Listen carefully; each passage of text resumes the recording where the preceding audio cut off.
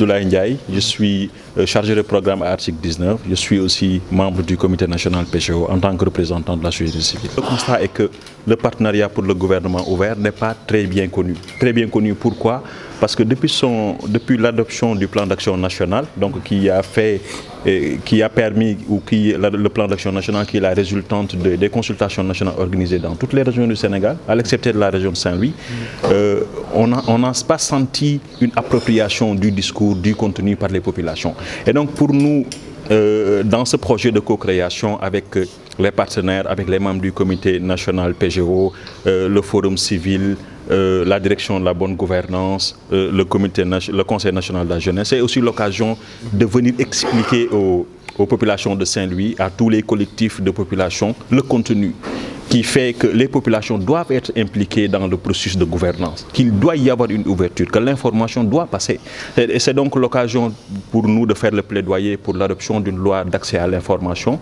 pour les citoyens qui n'est pas encore adoptée et qui est l'un des premiers engagements du plan d'action national PGO. Oui, vous avez tantôt abordé la question de l'environnement par rapport aux poissons sur la plage de Gandiol et autres. Revenir un peu. Oui, en fait, je l'évoquais par rapport au contexte qui fait que dans ce contexte de gouvernance, donc l'accès à l'information doit être quelque chose de très important. Et ce qui fait que les populations sont souvent concernées. Dans l'un des engagements contenus dans le plan d'action national, il y a la FITI, sur lequel le Forum civil travaille et nous aussi nous travaillons, donc qui touche principalement aux acteurs de la pêche et qui sont aussi présents dans cette salle et qui est l'occasion pour dire que oui, ils sont bien touchés et qu'un des engagements concerne cet élément qui est fondamental. Vous savez, le secteur de la pêche emploie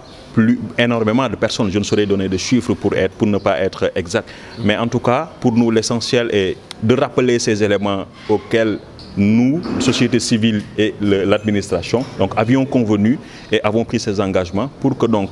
sa mise en œuvre puisse être effective et que toutes les populations puissent se sentir dans ces engagements que nous avions pris ensemble. Ndaje mi tey dañoo woote woon population Ndar ngir ñu mën a ñëw teewee présentation ak li nga xam ne moom la ñuy partager engagement yi gouvernement Sénégal jëloon ànd ak société civile ci ñu xool li nga xam ne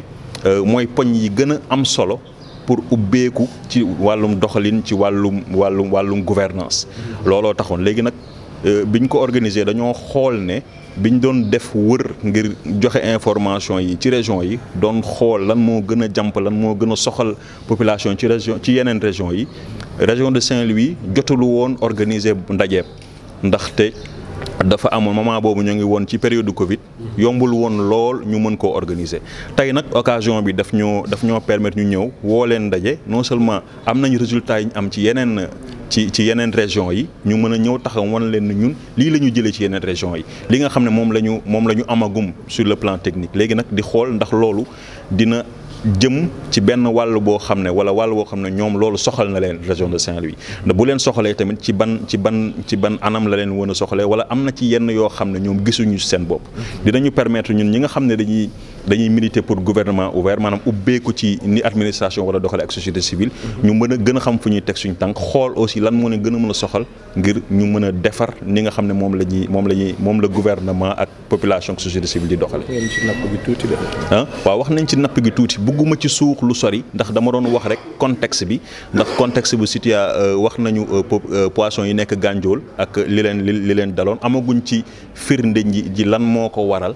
ci suñu côté donc dañ ko évoqué ndax boo xoolee ci plan d'action bi nga xam ne moom moo ñu fi andi ngir ñu tas ko boo xoolee am na ci benn engagement boo xam ne laal na ci napp gi te lépp luy liggéey ci napp gi rek loolu si am na solo tamit seen présence fii ngir aussi ñu mën ko leeral ñu xam lan lañ ci war a mën a def ak population de Saint-Louis ñi nga xam ne ñoom la ñuy liggéey ci napp bi lan moo leen gën a soxal ci wàll woowu ndax dinañ ci gis seen bopp.